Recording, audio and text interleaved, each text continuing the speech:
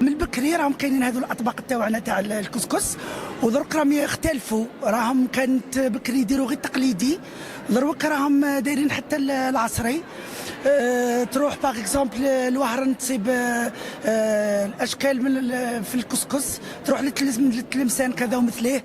كاين اللي يديروا بالبصل، كاين اللي يديروا بالمسفوف، كاين اللي يديروا بالاعشاب، كاين اللي يديروا بالخضر. في العصري راهم يديروه بلي كونكاسي، يديروه كيفاش يقولوا بالمشماش، راه بزاف فيه بالحسل. كاين السفه، كاين باغ اكزومبل دروك كيف في المسيله راهم يديروه بالبصل. هنا في شلف يديروه بالخضره.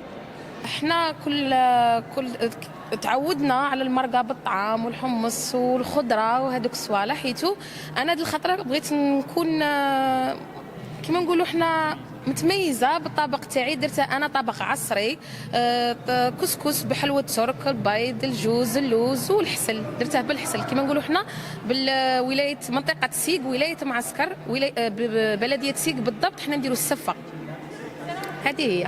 المشاركه تاعنا كانت عباره عن طبق الكسكس الخاص بمنطقه غردايه، خاصه منطقه مزابي يعني عندنا في غردايه. هذا الكسكس هذا هو الكسكس الاصيل بالمنطقه وخاص بالمنطقه تاعنا في غردايه. عنده بعض الخصائص، من بين الخصائص هذوك انه يدار بالسمن الطبيعي يطيبوا به، وزيد عنده بعض دي زيبيس سبيسيال اللي يطيبوا بهم ثاني هذا الكسكس هذا. يعني في الحقيقه بالنسبه للمنطقه كاين بزاف انواع من اطباق الكسكس، اخترنا هذا نشاركوا به، هو الشائع في المنطقه.